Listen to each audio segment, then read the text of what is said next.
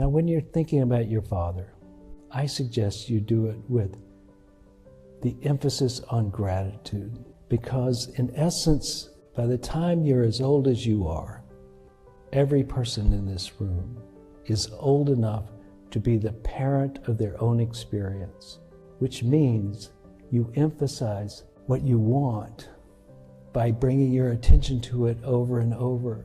And the more you bring your attention to it, the more it is your experience. And so your experience is controlled by your attention.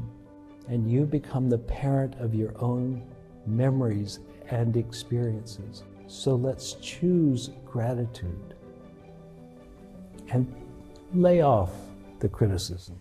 Happy Father's Day to everyone. I know many more non-fathers than fathers in the room, but to all you fathers, I gotta say, you occupy an enormous amount of space in people's minds, in your children's minds. You have an outstanding big place. And one of the things about being a father is that we as men have some rather unusual, you might say some hyper-masculine role models that I've all tried to live up to some degree. I was just sitting there in my chair thinking about make my day. And that is a role, it's like, go ahead, make my day. You can't live that way. But we have this as an image of the possibility of the way we could live. And I think in so many ways, we had Father Knows Best, and you can't live that way either, apparently. And Ozzie and Harriet, and we also had Rambo, and we've had everything, right? And we have to kind of navigate that whole thing about what it is to be a man. And sometimes we get it wrong. And when we get it wrong, it's amplified in the memories of the children, right? And so many people who, even at my age, still have a poignant but unpleasant memory of their fathers. And so every time I do this Father's Day talk, I always have to go, so let's forgive them, right? It wasn't easy, and they weren't perfect, but they gave it their best shot. So go ahead, make their day. Forgive them. Right? Now, I want to talk a more theological than usual today. One of the things I've been thinking about is the fact that when God is everything, and we're often fond of saying that here, that essentially God is everything, both the manifest and the unmanifest, both the potential and the realized, and that God is both spirit and the manifest world, that God is both masculine and feminine, that God is, pretty much it gets thinned out into being nothing. As you can imagine, when something is everything, it's no distinct thing at all. It's like, and that's why I think people are fond of saying the universe when they mean what we used to say God. Because we've now expanded the definition of God, and as you do, you thin it out. Couple that with this thought that I've had, this question in my mind is like, why did Jesus say our Father or my Father in heaven? Why was that the choice of words he had for the description of the transcendent? And I'll give you my latest hit. In the nature of things, there's the masculine and feminine. And traditionally, the masculine we've used a lot of names for God that are masculine, but there've also been quite a few names for God that are feminine, so that's not enough. But typically the way in metaphysics they would say that the feminine holds the space, holds the potential, nourishes, creates, but it is sitting there in a relatively passive state. And then a thought comes into this unmanifest world, this unmanifest space, and around that thought, there is a vibration that comes, and around that it gathers more vibrations until something is manifest. That's the typical law of attraction.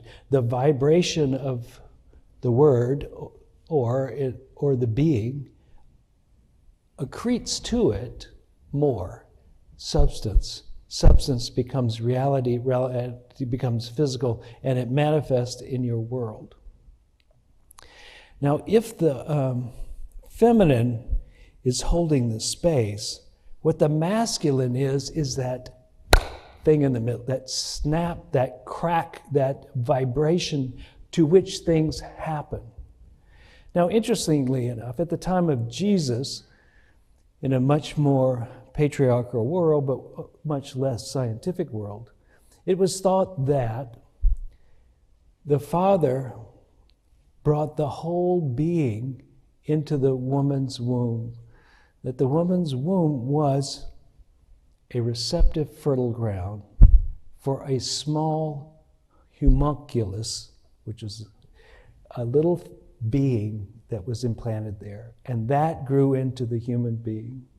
And so the Father was that very thing that caused a human being to come about.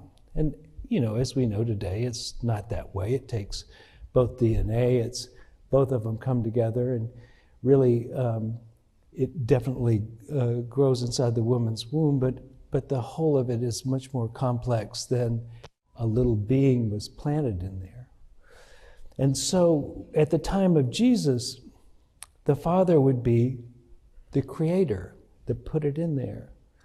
And I'm thinking one of the things that, one of the projections I have is that Jesus got this whole idea that God was everywhere, was everything, was both made and unmade, that was the nature of it. But he was directing his attention toward this creative process. Not so much of the field in which it was, the field which is the background of everything, the presence of the feminine, we shall call it principle here. The feminine principle is the one of nurture and making space for and making possible, but not exactly it. And the masculine is exactly it. So when you're in your world and you want to create something, you could say, bring me anything. But even in a restaurant, you don't do that. You say, bring me this. This is what I want. And this I want is what I want is the vibration that shakes out into the world of possibility and draws to it all the substance necessary for it to come into being. And the masculine then would be our Father, the one who can do that. That would be the one he's talking to. And so he's living in a world of manifesting by saying our Father, and he takes all of the divine and addresses one part. I finally feel relaxed about him saying our Father, because I realize that part of the problem is trying to talk about God is just nearly impossible. And that's why I don't use the word, because usually when people say God, they're thinking, when I say God, I think other people are thinking that God looks like a bearded man. And I think that's so far off from reality that the very use of the word is to invite a mistaken idea. But we have to use something. And I think Jesus knew this. And so he says, our Father, talking about that aspect of the creative process which has brought everything into existence. In the beginning was the Word, which is a male word in the language, the logos. In the Greek, it is a male word, meaning the creative process itself. And so that, I think, is why he uses Well, let me rephrase this. That phrase in the beginning was a word, is written in the gospel, which is written over 100 years later. So that may not have been his exact words. He probably never said it at all, because it's actually a Greek tradition to use the word logos. But in the middle Mediterranean anyway, that was an idea that could have been out there, that maybe it could work for Jesus. But I think what got him was the fact he lived in a world where the Father was the creator of the human, that took what was unmanifest and made manifest. And so he spoke about the Father because he's talking about this creative process whereby you declare something, you state something, you make it so by your intention. And if you think about what it is to be a good father, it's something of the same thing. You come into a relationship in which you might be able to add something to a younger person, we'll say, to a child, your child or someone else's. And one of the things you do is you bring discipline. You collapse the world of possibilities down to this is what you should be doing. Not just scattered around doing whatever you want to, but no, you do this. That's discipline. And by the same token, as a protector says, not everything can come in, only that which serves. I'm keeping the rest out. It is the masculine principle of protection that we're talking about here. I exclude things. This is what we're doing. This is who we protect. We're not for everybody, we're for this. By like manner, you bring substance to you by the work that you do. As men, you bring home the bacon, right? It is that bringing it to the situation. Now, there's also encouragement and love. But the things that we really think about, it almost in a hyper-masculine way, is you bring home the bacon, you protect the family, and you do the discipline. And many people find that less comforting than kindness and generosity and making a space for you to be just as you are and telling you it's all right when you bump your knee and I'll kiss it and make it well. Perhaps they're not as popular things, but so necessary. And so many people, as we grow up, the tender souls that we are, we tend to remember the hurts in which that was not satisfied and overlook the protection, the providing, and the discipline. So all of it is important for each human being to grow and become totally who they are. Just as creation needs this enormous field of potential, but it also needs a decision about what needs to be made. A creative act, like that, a vibration. And out of that, you're going to have something. And sometimes it's perfect and sometimes it's not, but we will make something happen. And I think one of the things that boys are taught that is actually a good thing is you need to make something happen. It's part of our built-in body, I think, but also it's what we're trained. You need to make it happen. And that is a good thing. And it's especially good when we can align it with the good of all and not just our own needs.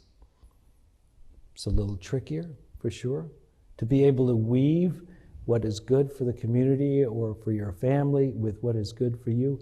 But that weaving is what helps both the male and the community prosper. So, here we are on Father's Day. A tradition not very old in the history of traditions, like 1950s. It's the first time we had Father's Day. It's pretty amazing, isn't it? 1950s, it was like 30 or 40 years after Mother's Day. So fathers, you've been left out a lot. I know. But we won't forget you. We have a gift for you today. And I also want to say that one of the most valuable ways, I think, of supporting men, and typically this is one of our weaknesses, is by building community. It seems very easy for men to talk to women and very easy for women to talk to women. But the one thing that doesn't happen as much is for men to talk to men. So toward the end of the month here on a Saturday morning, we're going to have a men's breakfast. It's an invitation for us to build community among the men in this church. I've been watching the women have too much fun, and I think it's our turn to do that. So we'll meet at 9 in the morning. But then we're going to want to do something, and we'll have a presentation about doing something for others, because that's who we are. We have the capacity to create as men, and if we don't use it, we don't feel right. So let's get together, share a cup of coffee, but also have great communication, and also get our butts in gear so that we can do something for others, because that is soul satisfying for the masculine. Now, when you're thinking about your father, I suggest you do it with the emphasis on gratitude. Because in essence, by the time you're as old as you are, every person in this room is old enough to be the parent of their own experience, which means you emphasize what you want by bringing your attention to it over and over. And the more you bring your attention to it, the more it is your experience. And so your experience is controlled by your attention. And you become the parent of your own memories and experiences. So let's choose gratitude and lay off the criticism. Because after all, I'm just a guy, right? We did the best we could. Let's pray.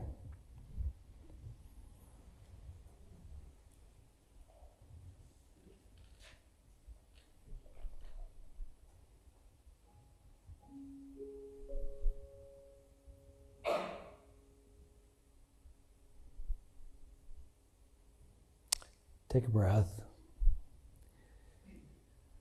and feel how the breath comes into the body.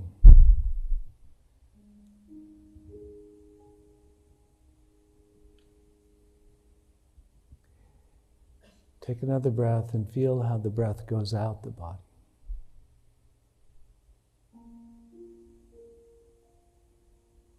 This thing called life. It's the breathing in and the breathing out.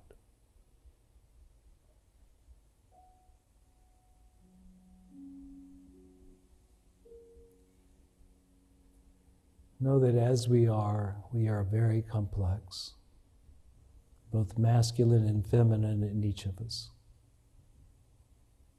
It takes the breathing out and the breathing in to be a full, alive being. Today we celebrate the masculine. In a field of possibilities, we make decisions. In a world where anything is possible, we discipline ourselves. We protect that which is important. And we serve that which is we consider worthy. Let us honor our masculine, our strength, our decision-making, our discipline, our ferocity, and our courage. Let us honor that today.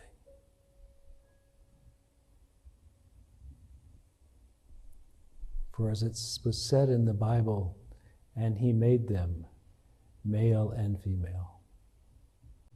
And today we honor that male. And so it is. Amen. I hope you got something out of today's service.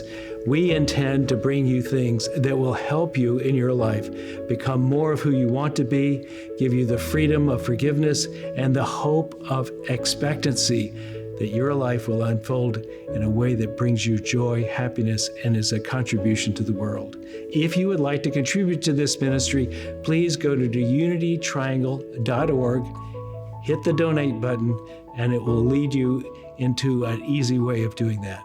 We thank you for your attention and look forward to seeing you again here.